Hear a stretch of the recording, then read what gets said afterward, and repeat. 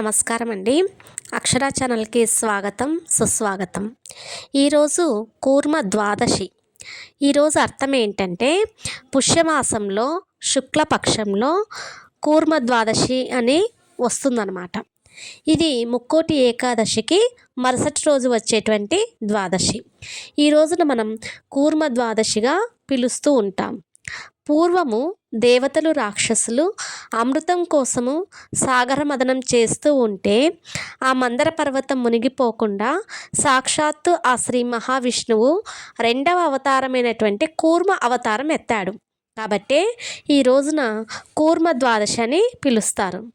మనం శ్రీకాకుళం జిల్లాలో ఉన్నటువంటి కూర్మ దేవాలయం ఒక ప్రత్యేకమైనటువంటి పుణ్యక్షేత్రం.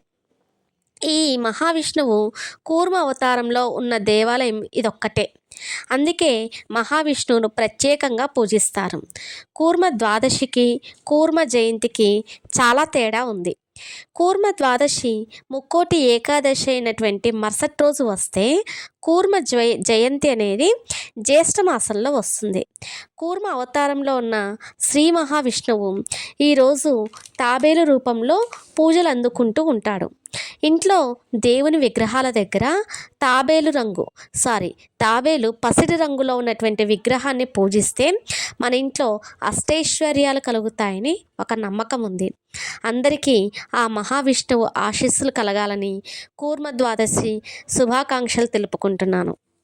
Thank you. ఈ కంటెంట్ మీకు నచ్చినట్టయితే లైక్ చేయండి, షేర్ చేయండి, సబ్స్క్రైబ్ చేయండి ఫ్రెండ్స్. Thank you.